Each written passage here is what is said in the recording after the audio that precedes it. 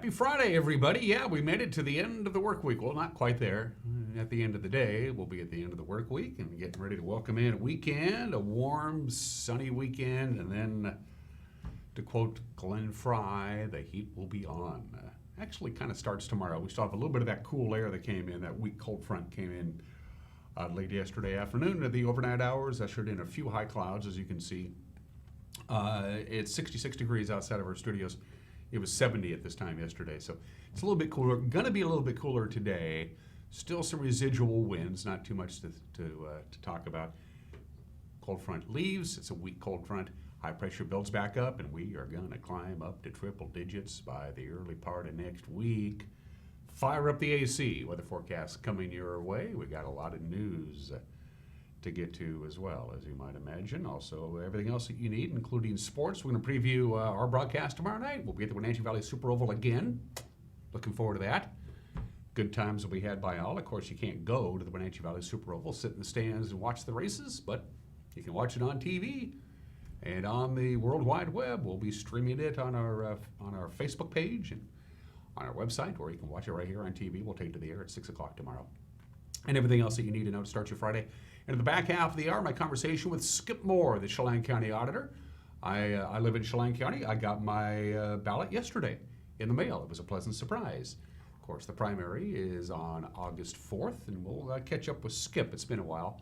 Find out what you need to know about the August 4th primary, including Skip's traditional prediction of turnout, which will surprise you. I guarantee you that. There's a lot to get to. Let's not waste any more time. Let's take you around the valley in north central Washington with our tour. As you can see, yeah, got some clouds out there. Not too much, but they're going to be departing. They're right around noon or so. You'll notice the clouds will be heading off to the east to go visit our friends in Spokane and the Idaho Panhandle, and the sun will be busting out. We'll be a little cooler today than we were yesterday, but really not much. We had 93 yesterday, which was about 5 degrees above normal. We'll be right around the normal-ish range today before we start cooking next week. Beautiful view from our cross camera overlooking the valley proper. Great tool we have there, and it's a tool, not a toy. From this point forward, it's Megan's turn. I don't know what she picks. She decides we're going to go look at that beautiful view there. I'm thinking that's Cashmere, so I'm thinking that's Steins. That's Apple Annie's. Wow, okay, so that's more like the Monitor area, I guess we're looking at, as opposed to Cashmere. Cashmere's on the other side of that camera, far off to the right. So we're looking basically at the beautiful Monitor area, and you can tell it's Monitor because you can see the Monitor Hilton, the Monitor International Airport, the Monitor Dome, the Monitor Chamber of Commerce, and of course the iconic Monitor City Hall. Good morning, Monitor. Good to see you as we greet you on this beautiful Friday morning. Camera number 3. I missed the first one. Say, well, that's around a rock. I knew I could get that one. Lake Antioch to your right, US 2, US 97 on your left. We had a report, by the way, earlier on Rivercom of a rock slide on Lakeshore Road up by Chelan, Highway 971.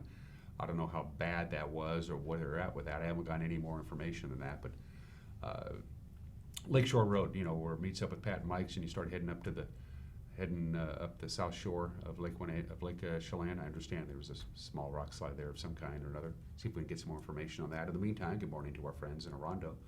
And camera 4. That looks to be the Cole's Corner camera. Hey, way to go, Dan. Good morning to our friends in Cole's Corner, who of course was named after our 17th Vice President, Cole Corner. I don't know what I'm talking about. Good morning to our friends at Lake Wenatchee. Looks like they have quite a bit of cloud cover up there as well. But hey, we're in for a nice day today if you don't like it too hot. Take a look at this. They decided to focus on Chelan today for the summer heat outlook as opposed to the Wenatchee Valley, because my guess is a lot of people will be heading up to the lake this weekend. And there's your high temperatures today, tomorrow, right on into next week. Boy, if you got next week off and you're planning to head to Lake Chelan, that's going to be the place to hop in and cool off. Chelan will be slightly cooler than the Wenatchee Valley. The lake itself has a tendency to keep the temperature of the air just a couple of degrees cooler than the Wenatchee Valley, because that's a great big lake, and even though we have a great big river, the lake is bigger in that respect. Anyway, so Chelan's going to get warm. Everybody is going to get warm, and I think we can probably safely call it hot. Patriot Plumbing, Heating, and Cooling gives your home a hug. And from the National Weather Service, there we go. Heat is on. It's coming. A little cooler today, 89. We hit 93, as I mentioned yesterday. Sun, by the way, sunrise this morning was at 5:22. Sunset tonight at 8:51. 15 hours and 29 minutes of daylight. So we've lost about 7.5 minutes of daylight this week. 60 for the overnight low. High pressure begins to build up. Oh, by the way, just a little bit of wind today. Northwest wind about 10 to 15 miles an hour, most of it in the afternoon. It will decrease overnight tonight, 60 for the overnight low. Then here comes the high pressure ridge. 93 tomorrow with 60 for the overnight low. Little breeze at times on Saturday. Nothing we can't live with. Sunday, 98. Monday, 98. It says 96 and then 98 and then 101. Whew, that's hot. 99 on Wednesday, a little bit cooler on Thursday. The westerly breezes over the Cascades will start to cool off our area a little bit, but not much. By the time we get to Thursday, obviously, fire concerns, fire starts, well, doesn't look like any kind of big wind event is coming our way, and that is good news. So basically, typical July weather. Little breeze today. Clouds will be departing later on this afternoon. Lots of sunshine Saturday, Sunday, Monday, Tuesday, Wednesday, Thursday. Fire up the AC. Here comes the heat. It's easy to do the forecast this time of the year. 7 minutes after the hour, I'm going to take a break and fill your head full of the information you need to start your Friday. The news is 1 minute away. You watch Wake Up Wenatchee Valley on the NCW Life channel.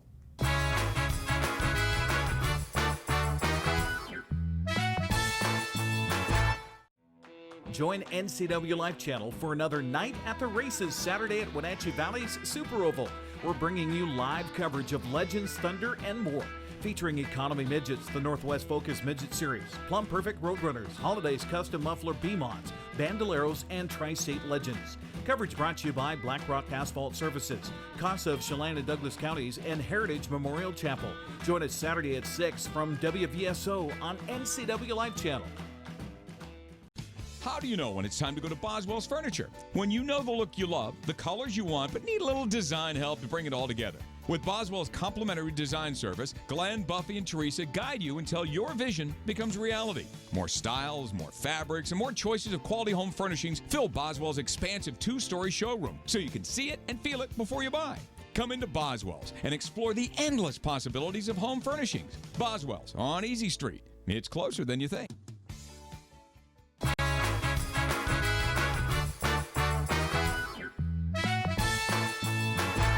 Some clouds, some sun, 71 degrees outside of our studios, upper 80s today, mid 90s by the time we get to Saturday. A little bit of wind today, not much on Saturday. We'll be in the triple digits, they tell us.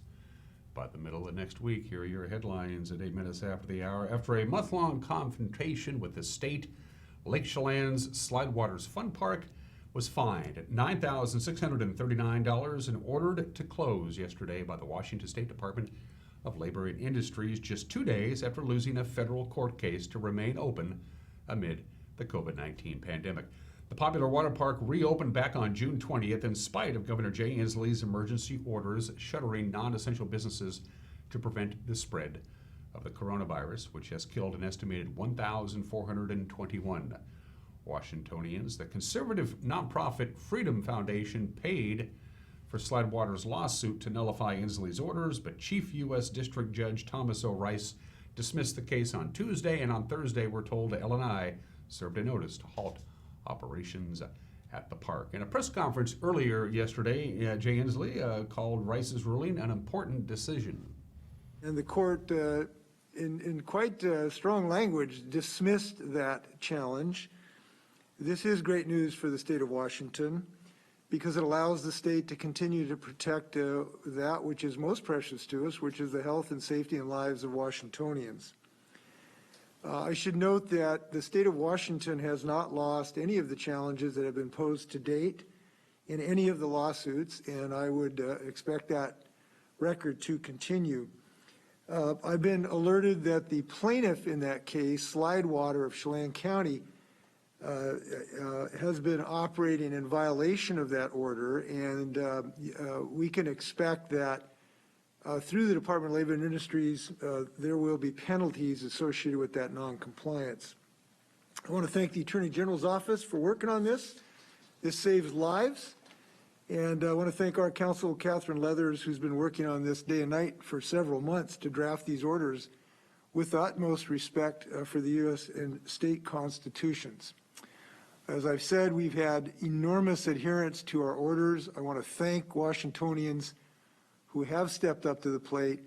It is unfortunate that there's a few folks that have endangered other Washingtonians by their risky behavior, and we simply cannot allow that to continue. The Freedom Foundation, by the way, appealed Rice's decision to the Ninth Circuit Court of Appeals. They did that on Wednesday.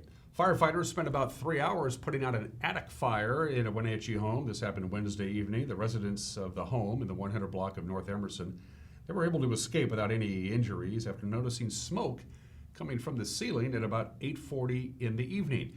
Chelan County Fire District 1 spokeswoman Kay McKellar said fighting the fire was complicated by the fact that the home had 3 attics, 2 being part of additions to the 1920s era home into the 1970s. The fire was contained to mostly the roof and the attics. The cause of the fire is under investigation. While fighting that fire, firefighters received a report of a brush fire in the 4100 block of Stimmel Creek Road. McKellar said Chelan and Douglas County crews spent about an hour and a half scouring the area looking for the fire and couldn't find one. A pickup truck hit a motorcyclist on Highway 28 near the Crescent Bar turnoff just after 9 o'clock yesterday morning, injured the rider, 20-year-old Tyler Capps of Malaga. The pickup was being driven by 42-year-old Daniel Krevling of Twisp, and the motorcycle and the truck were both traveling eastbound when the truck apparently hit the motorcycle from behind. Trooper John Bryant of the Washington State Patrol said the truck ended up on top of the motorcycle. Capps suffered deep lacerations to his leg and arm, but no life-threatening injuries. He was transported to Central Washington Hospital in Wenatchee. Bryant said no citations have yet to have been issued. By the end of the 2020 school year, Wenatchee Valley teachers were conducting their classes much differently than when they began the school year, of course, because of the onset of COVID-19. Now classes in the Wenatchee and Eastmont school districts are scheduled to start on August 26th with all the uncertainties of a pandemic. Tammy Grubb and Monica Christensen represent the more than 900 teachers in the 2 districts. They told NCW Life's Jefferson Robbins that teachers want to work with students again, but it's got to be done safely. If we go back into the schools come the end of August, first part of September, what do teachers want that to look like? If you have to have a distanced classroom, if you have to have a lot less contact, how do you achieve that in your classroom? So we have the administrators talking, there are teachers in the group, all of the units that have to work in coordination and in concert to create a regular school experience that we're all very, very good at and oftentimes don't necessarily think about all of the working parts of it. Now we have to all work in concert to create that safety for the community, not only for the staff, and that is a large part of it, but for our students and our community. So what is that going to look like? It could look like a number of things. The models that have been proposed by OSPI and the Department of Health, they talk about alternating days, again, reduced classroom sizes. That depends on square footage. What is the safe number of kids to get into that closed space? So there's still an awful lot of working parts in these decisions. What teachers want is to see their kids and work with their kids, and they want it to be as safe as possible. Even before we ended the official school year, our district sent out a parent survey, a teacher survey with the questions, if we were to, when we start the new school year, would you be comfortable coming back face to face?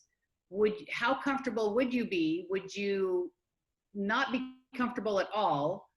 Would you rather teach remotely? So basically those questions based around health and safety.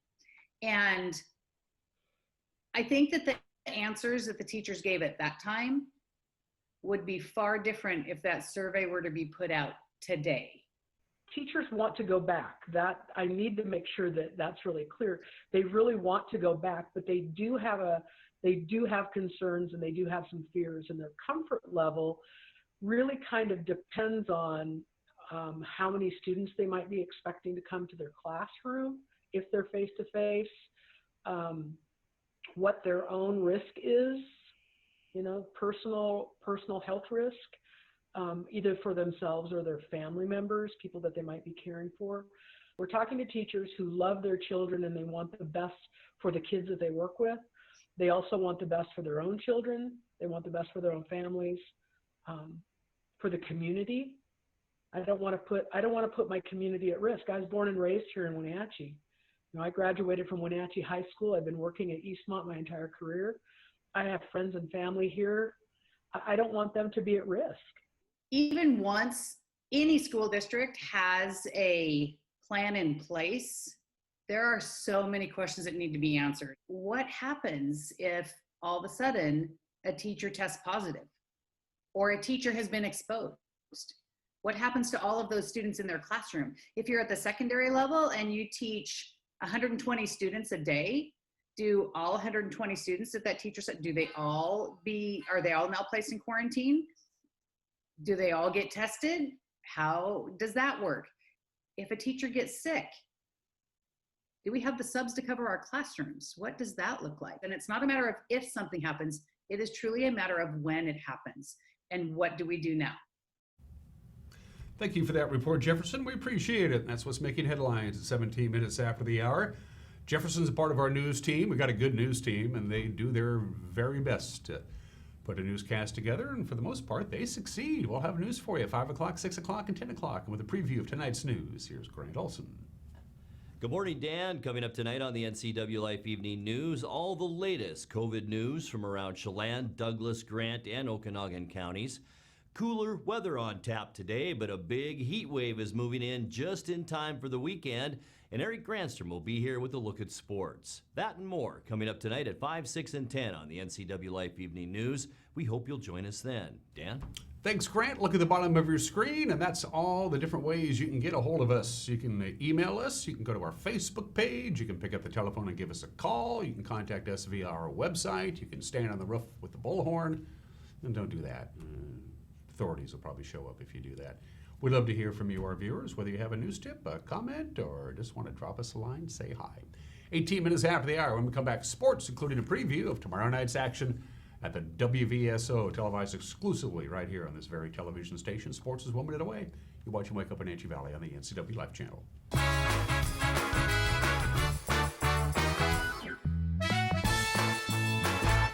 Hi, my name is Manuel Navarro, Chief Operating Officer at Columbia Valley Community Health. Patient safety is our top priority, including providing care that just can't wait. With enhanced safety precautions, we want to ensure you that we're able to continue providing safe and efficient in-person care at our clinic. From in-car check-in, ongoing screening, immediate rooming, your family can get the safe care that they deserve here at Columbia Valley Community Health. Hey folks, Carrie from Blueberry Hills in Manson, where we've got huge news. We've started our Blueberry U-Pick. It's a great time to toss the family in the car and get on out to Blueberry Hills, where you can get the best down-home scratch country cooking around and pick some of the world's most delicious and largest blueberries that have been high desert farmed. This makes for an intense blueberry flavor, and they are so much fun to pick. Our fields are open 8 to 2:30 daily and restaurant from 8 to 3, so come on out and join us.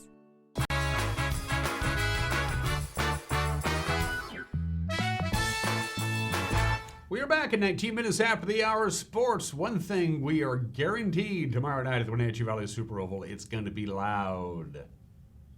Cody Key, green flags out. This looked like the best start for Cody Key on the outside that he's had in these 3 attempts. And he's going to get the run. Green flag back in the air. We're racing. And the green flag racing. And it is the mint green of McKenna Lutz out in front.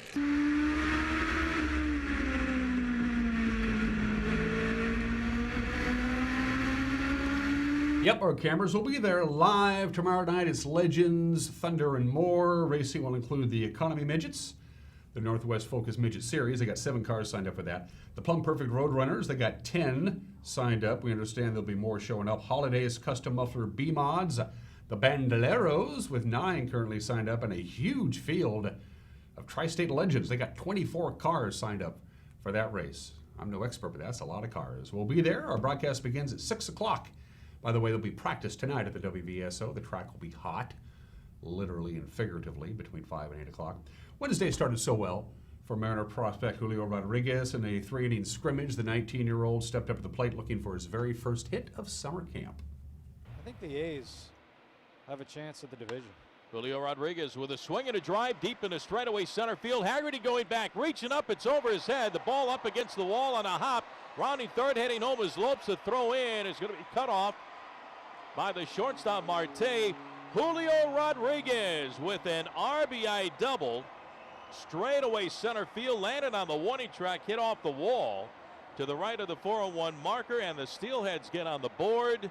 It's now the Pilots 4 and the Steelheads 1. Julio Rodriguez with his first hit of the summer camp and his first run batted in. Unfortunately, during a post-game drill, he suffered a hairline fracture to his left wrist diving for the baseball out in right field. He's 6'4". He's 225 pounds. He's part of Seattle's 60-player pool, so he's not expected to make the opening day roster, but the Mariners were hoping to get him some valuable experience, both in summer camp and the ensuing workouts down in Tacoma. Manager Scott Service said the injury was certainly the low light of what was otherwise a pretty good day at T-Mobile Park.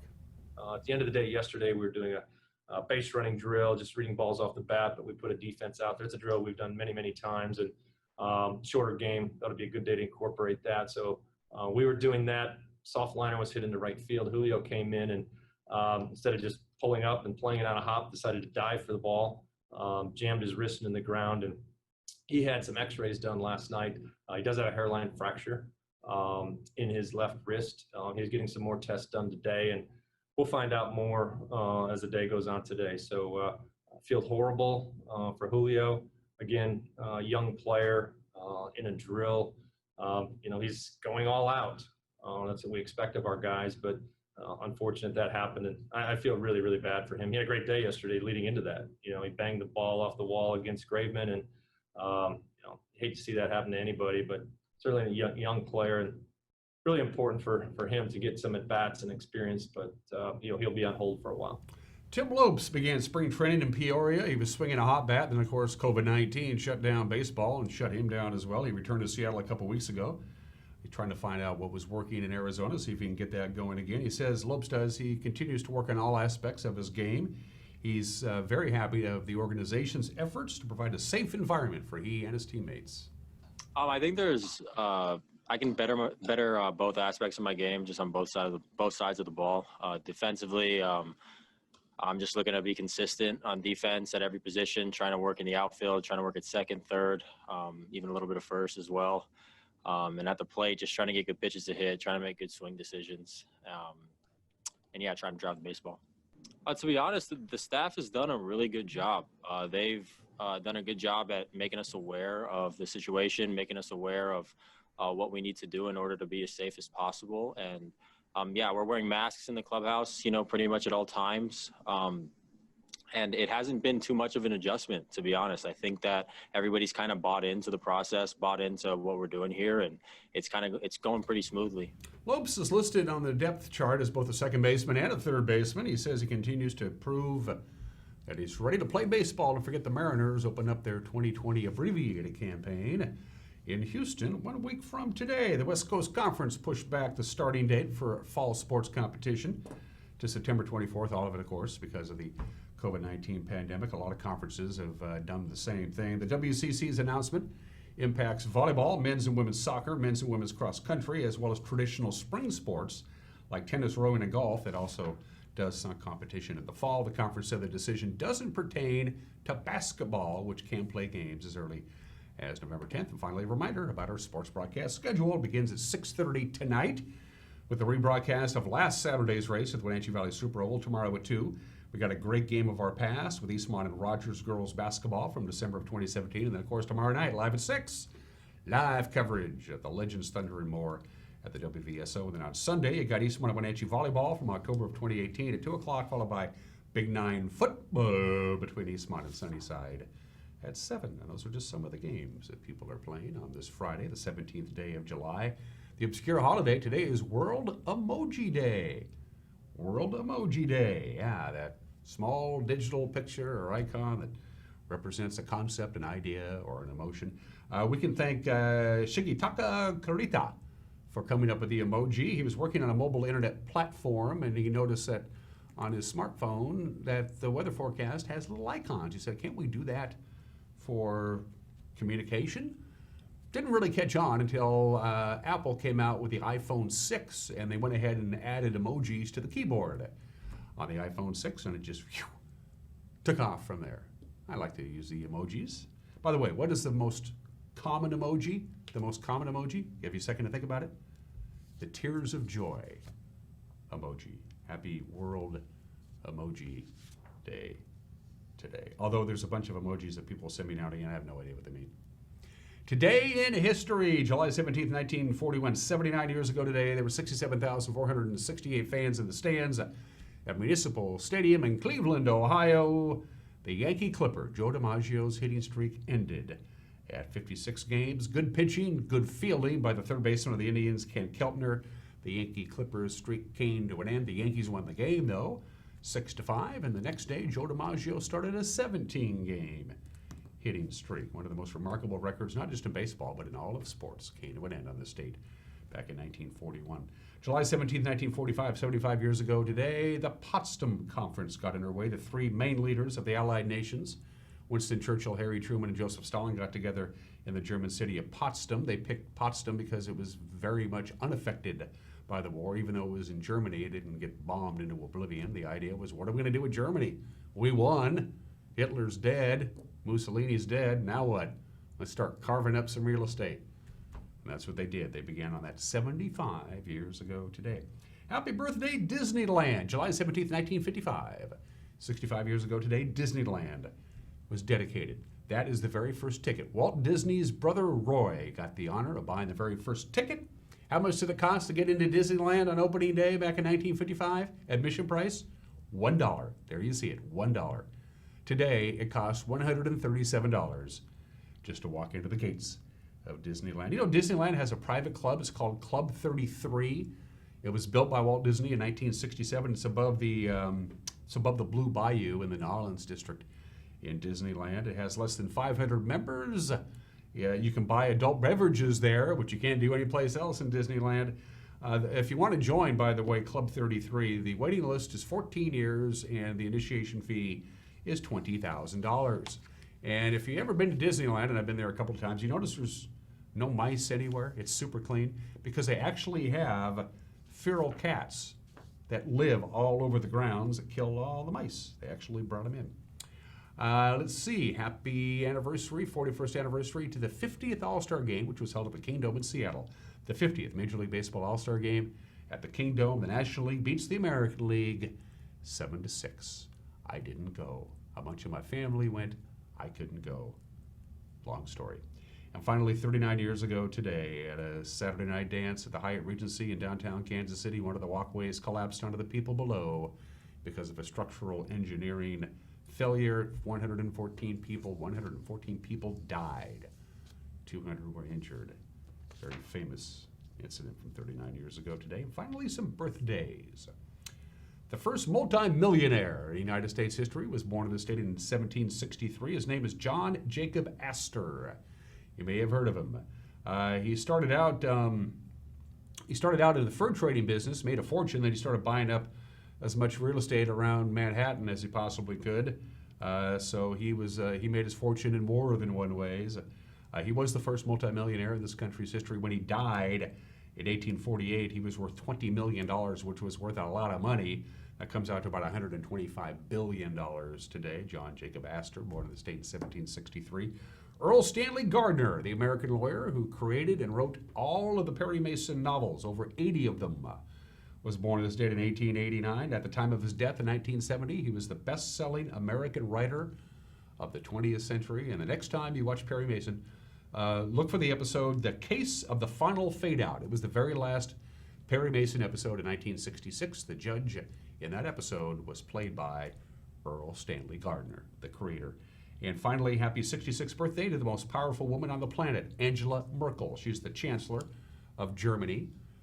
She's a chemist by profession, then she got into politics. She's currently in her 4th term as Chancellor of Germany. And you don't want to mess with Angela Merkel. Not that I have. 30 minutes after the hour, going to take a break. Got an opinion from Matt McNaughty, and then my conversation with Chelan County Auditor Skip Moore. It's primary election season. That's coming up. You're watching Wake Up Wenatchee Valley on the NCW Live Channel.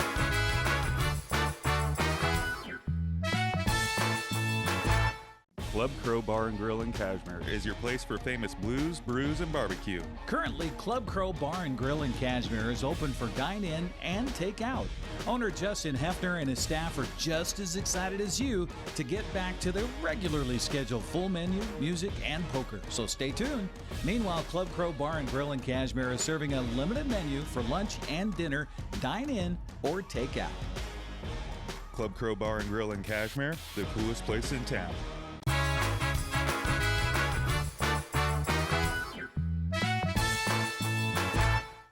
Hey, this is Mike Mad Dog McNaughty, and everybody is entitled to my opinion. Now, some folks have been protesting this coronavirus lockdown, and those who have been taking this virus threat seriously have been attacking some of those on social media, ridiculing them because they want to risk their lives, and others so they can golf or get a haircut.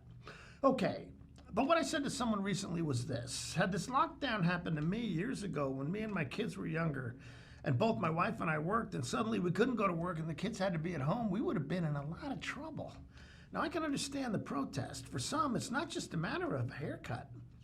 It's a matter about your life. Hey, this is Mike Mad Dog McNaughty, and that's my opinion.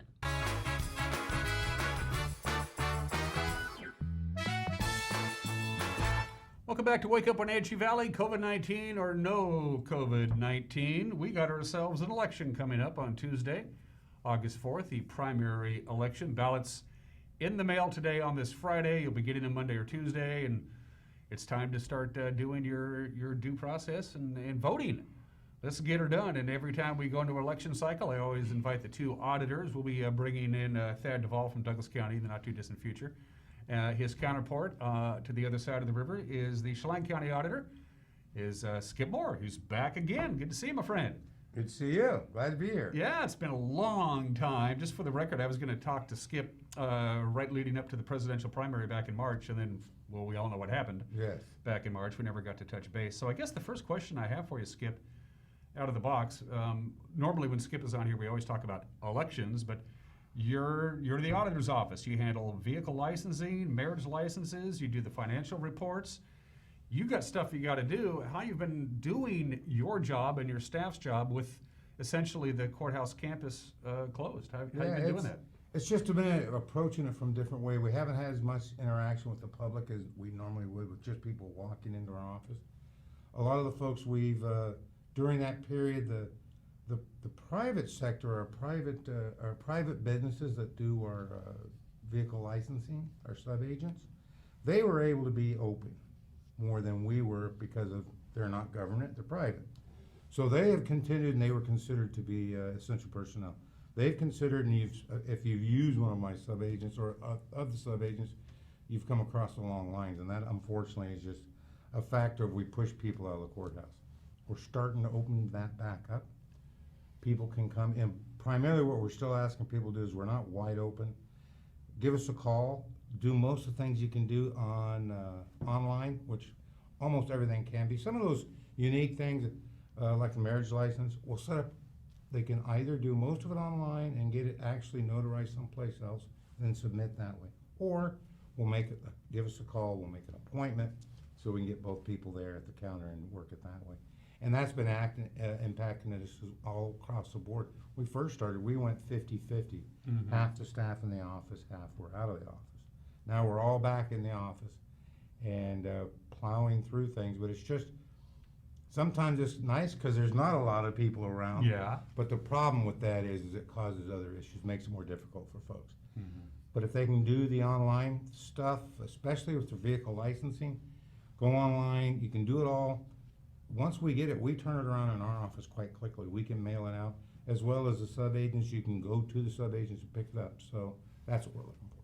So basically, it was a kind of, because you had to go from everything's normal to everything's not normal in like 48 hours. I mean, and there's no instruction manual for this. No, that was the big thing was, what are we going to do? Who's going to be in the office? What services can we provide and still maintain the expectations from, to protect the public, to protect my staff, those type of things.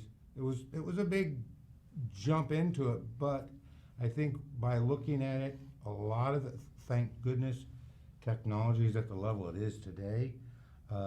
15 years ago, this would not have been, I think, as easy a process as it was now because of the technology. A lot of things you're able to do through the internet. I mean, that makes a huge difference. Yep.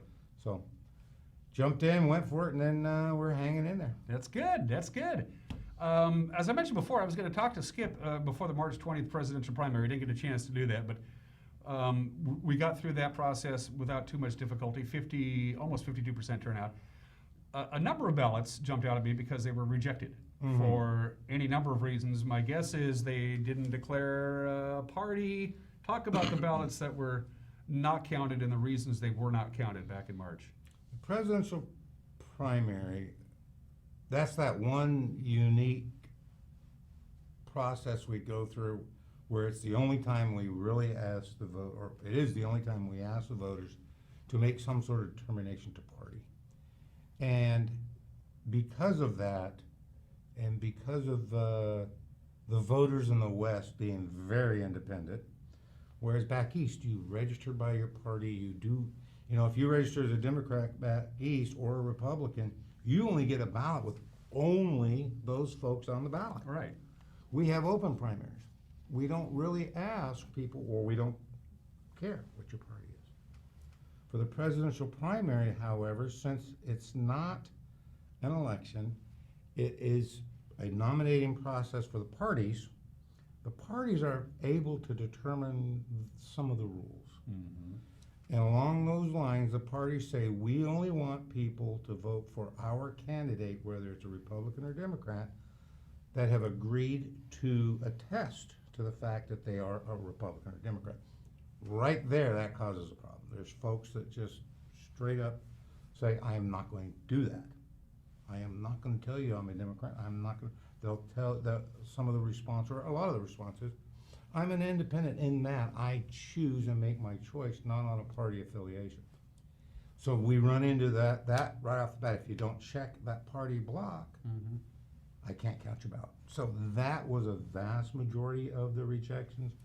The rest of those rejections you'll see in the process end up being someone would mark, because we have to treat them totally, the ballot's completely different. The process is different. We have a tub of R ballots, we have a tub of D ballots. When we're working on D ballots, if in that process we see a R vote, that ballot is outstacked. Of course, at that point, we have no idea who the voter was. Exactly. But it just ends up being another reject in the pile. Because if we'd have been able to, and early on, if it had been evident with the envelope, it would have never got to that point. So we had a lot of those. So you have we call them cross-party voting. They voted differently than they checked the box. That brings up our rejection rates. Because otherwise, in a normal election, the only thing that we reject a ballot for would be failure to sign it, comes in too late, or the signatures don't match what we have on file. But we have an opportunity to fix those. Yeah, you get a hold of the voter and say, we put your ballot aside and this is what your signatures don't match, or something like that, yeah. Yes. This process, they didn't give us, we're not given as much latitude in that nominating process for the parties. So that changes the dynamic, and we end up with the rejection rate, unfortunately, goes up. So the first thing you guys checked is the part of where you check your party affiliation, either Republican or Democrat, and if you check neither, it's out too, right? Or if neither was checked, the rules allowed us to outstack and then contact the voter. Okay. Say, Yeah, but you will give you another oath to sign. You tell us which party you're choosing and go from there. If they didn't respond to that, then yes, we couldn't count it. So. And there's also this, and this was pointed out by any number of friends of mine for the presidential primary. Before we move on to the topic at hand, and that's the August 4th primary. One more thing I wanted to point out is that those people in the presidential primary who checked Republican, your ballot ain't so secret anymore because there's just one name on the ballot. You know, it's like, and that is, and that goes back to the Western ethos in elections. Sure. It's the elections and how governments treat the citizens are amazing in the country, because they're not the same. We don't have standard laws across the country. The farther east you go, it seems to be the process is leaning towards parties. You start moving west, and you see the party part starts to disappear, and it's just the voter voting. So yes, you know, you got a voter saying, well, if I mark Republican, you know how I voted. Mm-hmm. Well, unfortunately, yes. And that's where we are now. There's only one person on the ballot, or there was only one choice. So, and that does put people off, as well as you get the response, well, why do I bother if I'm a Republican? Mm-hmm. What difference does it make? That candidate's going to move forward. Yep. So why participate? So that drives it down. And there were other people who said, you know, these are public ballots. You can go on and find out whether they counted your ballot or not. And here come the flyers, and here come the phone calls, and all that stuff from the. Yes, we've noticed that in this. There again, you get out this part of the country. Yeah. People aren't as willing to stand on a street corner and say I'm a Republican or I'm a Democrat. They're just they're not. They're far more private and independent on their voting, which is great. Yeah, no problem with that. As a matter of template, what I'm going to do is I'm going to use the 2016 primary election ballot, because that was the last time we had a presidential election. This is a sample ballot of what you will be getting in the mail. And thank you, Skip, for sending this to me. So in 2016, we had about 42,000 registered voters, 38.3% turnout in the 2016 primary election. The general election, we doubled that. The turnout was over 80%. So I know I hate to put you on the spot, Skip, but I always ask you this question. Any idea on the turnout for the August 4th primary? Are you willing to go on record and say above or below? And I want to preface this, Skip, by noting this. There was a lot more decisions that had to be made by the voter 4 years ago in the primary than this year. Yes. There were a lot more competitive races where we had to whittle it down to the final two 4 years ago as opposed to this year. Your prediction? Well, my prediction is, yes, we were at the same cycle 4 years ago was 38%, pretty dismal. I'm anticipating around 60%, and I know that seems kind of like, what are you thinking, Skip? Well, a lot. This spring has brought a lot of questions in the voters' minds across the board. You know, how are we moving forward with the COVID response? How are we moving forward with our budgets? All these things, I think, have really bubbled up to a level that, you know, well, geez, we saw, what is it, 27, 37? I can't remember the number. Oh, I think it's 37. Governors, yeah. Governor's race. Yeah, it's just huge. It's like, it's crazy. Where'd that come from? Well, I think it's a sign of the times we're living through right now. Everything is so squirreled around. Government is a lot deeper into our lives this time than it was 4 years ago. This time than it was in February. Or in February, yeah, exactly, February. So I think that aspect of it is going to push some response. Both sides of the aisle are fired up and trying to make some, you know, both sides want to make a change. And I think that is going to, I think we're going to see that with the folks voting, and as well as they're all at home. Yeah. So they'll have plenty of time to get the ballot. And that'll back. be my next question, but I have one last question, because you brought up an interesting point. And I have a copy of the sample ballot here. There are, I think, 37, I think is what you said, gubernatorial candidates on the ballot. How is it determined, as people look at the ballot and say, where's my candidate? How is it determined the order of the candidates on the ballot? It is a lot draw. Okay. There is no formula for, okay, if you're an incumbent, you automatically go to the, because there's been research to state that position in a race in the order can have an impact on the outcome. So when Washington State, what we do is, at this time, we do a lot draw. And that lot draw is basically all 37 names going a hat. Say, okay, we're going position 1, we pull a name out. Governor's race is all done by, anything that's statewide, it's done by Secretary of State's office. So they conducted the lot draw. And that just basically comes down to, okay, this person's 1, this person's 2, and then you rank them out. So it's total randomness when there's more than one candidate on the ballot. When you go to November, how well you did in the primary determines your positioning on the November ballot. So that the highest vote getter for the governor's race or any other race during this primary will be the first person on the ballot in November, except for races that aren't on this ballot. There's only 2 people. Those races we locally conduct a lot draw for our local races right after filing week. So we've already determined the order for the November one for those ones that didn't appear on the primary ballot, which happens with basically the nonpartisan races. Your prediction of a 60% turnout in the primary election, I believe your points are completely valid. You brought up things that I didn't even really consider. The 38 other members of your brethren in this county, what are you hearing from them? Are they thinking about the same thing? No, I don't. There's the numbers have been lower, and it's been it's been going to be more around 40%.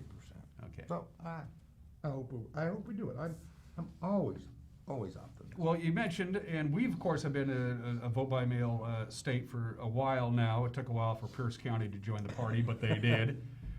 You are of the opinion, and I did the research, and your opinion is backed up by turnout increases when you vote by mail.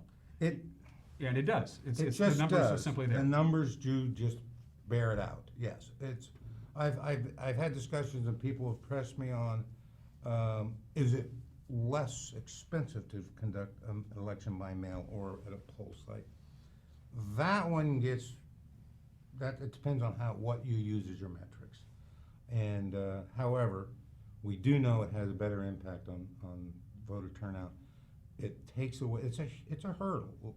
Anything that we can take out of the way for the voter so that they don't have to show up on a specific day at a specific window of time. Stand in line. And that's, for me, the biggest thing, the most important thing about vote by mail, I think, is just that the respect of the voter's time. I don't know, I would just be beside myself if I had poll sites and people were having to stand 1, 2, more than 15 minutes. If you're having to spend time more than 15 minutes in line to cast your ballot, the system's not working right. We've solved that by and large with vote by mail. However, if you're coming to the courthouse on election day, either during the primary or certainly during November, you're going to be the odd duck. And if you're not registered yet, we have same-day registration. That process will take time. That's just the nature of the beast. However, you have plenty of time now. Get registered. Go online, get registered. If that doesn't work, contact our office and we'll figure out how we get you registered so that we can mail you that ballot.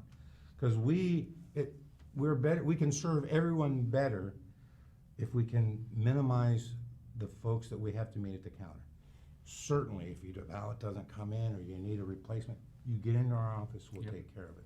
And we're going to talk about some of the deadlines that you need to know as we get closer and closer about if you're not a registered voter and you want to start participating in the democratic process. We'll get to that here in just a couple of minutes.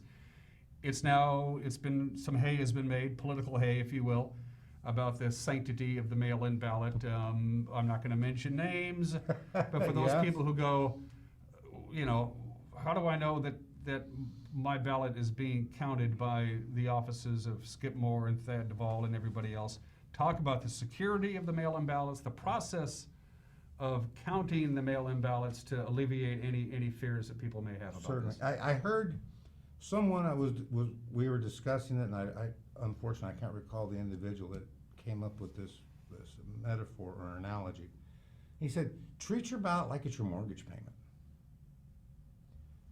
You wouldn't fill out your mortgage payment, put it in an envelope, and then hand it to somebody you've never met.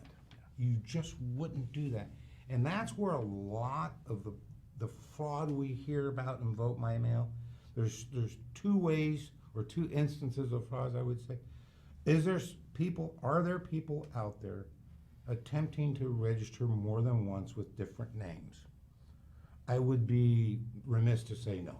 We know that there's people out there that try to game any system that you put in place. We do all we can to minimize that and see what's going on. If we see, a cluster of ballots all going to one address, it does cause our eyebrow to pop up, and we do some research to see what's going on. So there's one is we're working on that side to minimize fraudulent registration. The other side of it is it's a very secure system. A lot of people say, well, I don't trust my postman. I've never not trusted my postman. I figure that they're doing their job and they'll move it. However, we hear the stories. So there's a concern there. Well, that can be alleviated quite simply by you dropping a drop. Drop it in the drop box, yep. You put a ballot in the drop box, that's literally a transaction between yourself and my office. No one else intervenes in between that process. When we bring them in, the same thing. We bring them in, we transport them. There's always two people transporting them. We keep them sealed. We inventory through the process so we know what we've got. As well as, once your ballot is in my office and we scan it into the system, you'll notice about every 2 days we have a list of everybody that's returned a ballot. It doesn't hurt to go on there and look. You return your ballot early or before the deadline, you can go online and say, hey, Skip's received it. Or, I dropped that off, or I mailed it a week ago and I'm not showing up on the list. You give us a call. The mail system, any process is not 100%. No, it's a human endeavor. It's incapable of being perfect. Yeah, absolutely. You go to the postal system, they grab all these ballots, they're dumped in a machine. Yeah. It sorts them and does some amazing things to it. They can get lost. They can go to Timbuktu. Who knows where they went? So if the voter were to look at that website on a timely fashion after they've submitted, and say, it's been a couple, 3-4 days, my name's not on the list, you give me a call. Our office will, 1, flag it, saying, hey, what's going on here? 2, get another ballot to you as soon as possible so that you don't miss the process. That would take care of that part. As far as the security ballots, once we get them in, every envelope the signature is checked against what we have on file. We look at the envelope, we look at what's on file. We've changed our process a little bit with the COVID. The federal government was nice enough to come out with some grants. And by that grant process being in place, I was able to purchase a machine because a lot of my workers, my part-time workers that helped us during the process, they won't be back with us. Mm-hmm. The normal has changed. So I'm having to do the same processes with fewer folks. Well, the only way to adjust to that is using machinery. So now, as opposed to in the past where we would scan the ballot in, hold it up, look at the ballot, look at the screen to verify the signature, I have a machine that as the ballots come through, it's scanning it to register it as returned. It's electronically capturing a picture of the signature off the envelope, so that when I go to a computer, I see what's on file and electronically what you submitted. It's virtually the same, but it is different. Mm-hmm. And I'm checking it that way. So we check every signature on every ballot. If there's a question, if there's a question, we notify the voter. If we question the signature, we send a letter to the voter and say, look, we found that there's a disparity between what you submitted, what's on file. Can you please give us an update? And we work through that. So we do catch, well, people don't realize this, but they'll find out that my ballot didn't count. Yeah, well, we saw the signatures didn't match, and I'm not saying that your spouse signed it for you, mm-hmm. but I'm just saying it didn't match. Yeah, but you folks, and But we all give of you an you folks, opportunity you to go fix out it. of your way to get it Yes. fixed. Yeah, absolutely. That's the key. The opportunity is there to fix it. Right. So we don't. It's not a situation where we see it. Oh no, say. Oh, a prime example is people forget, and so they'll forget and they mail it back. Contact them. If we don't look at it with the jaundiced eye of looking at the signature going, that doesn't match. They're out of here. No. We assume it doesn't match. We contact the voter, give them. Every opportunity is the voter gets the benefit of the doubt, and your office does everything they possibly can to make sure that this Right. ballot, if it's a registered voter and a citizen of this country, your vote's going to count if Right. if It's you going go to through the count. process. If you've met if it gets Yeah. through the process and you met what the metrics are, Yeah. we count. And one more thing, and I want to point this out because this happens every election, doesn't matter which one it is. You live in Douglas County, you go to the office in Wenatchee, and I got my ballot, and you throw it in the drop box at the library, even though you're a Douglas County resident.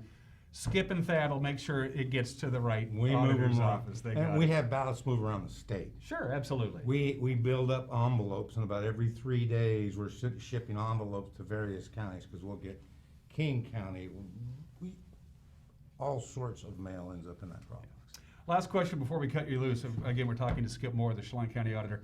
Deadlines. Again, the primary election is Tuesday, August 4th. Deadlines for, well, we know what the voting is. The voting deadline is Tuesday, August 4th. If you stick it in the mail on Monday, you're really taking a chance, folks, because it goes to Spokane and back. Put it in the drop box. Let's just take care of that right now. I'll get that little editorialization out of the way.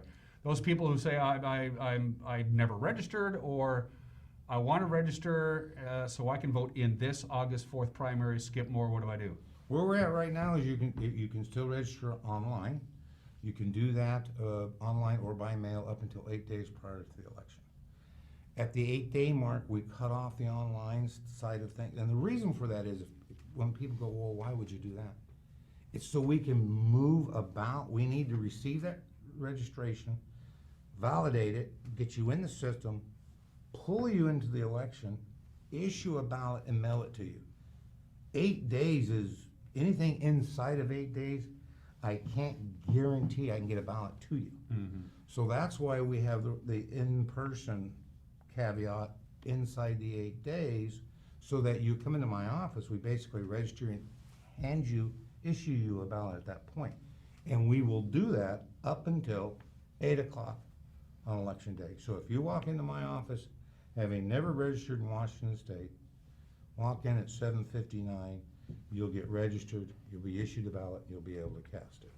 Skip Moore is the auditor of Chelan County, and I got to tell you, it's not just Skip. Skip has the best staff anywhere. Nothing against the other folks out there, but your elections, your whole staff is fantastic. But the people who specifically handle those elections, who I've been dealing with on a personal basis, you got some fine people working for you. Wonderful. Yeah. It's one of those jobs that once it gets in, if real quick, either you love it and you want to do it well and help the people, or you don't like it and you don't stay in the process long. It's one of those unique jobs. It's and we'll close it out with this little note that it should be pointed out that policy is made and decisions are made by people who show up. That's right. So vote, get yourself in there, and I look forward to seeing you on Tuesday, August 4th, as usual. Certainly, we'll be That's right. waiting for it. And again, if you guys have any questions, whether you live in Chelan County, you can talk to Skip and his crew, or Douglas County, Thad Duvall and his crew. You got one There's more point? one thing. Go ahead. Even though we're in this process with the lockdown type stuff, we will be able to take voters at the courthouse. It just give yourself some time, because we have to do spacing and move people through the process. But the courthouse will be available for voters to come in and register and cast their ballot. There you go. Skip Moore, the Chelan County Auditor. Always a pleasure, my friend. Thanks for having me. All right. You're watching Wake Up Wenatchee Valley. We'll be right back.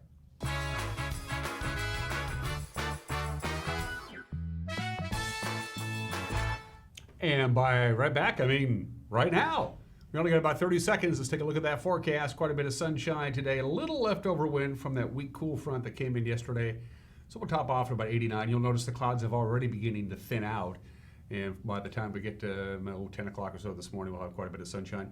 Here comes the heat. Saturday, a little breezy, not too windy. High of about 93, then to 96 on Sunday, 98 on Monday, triple digits Tuesday. cool down a little bit on Wednesday. It's all relative, I suppose. Have a good and safe weekend, and we'll see you Monday. Take care. Bye-bye.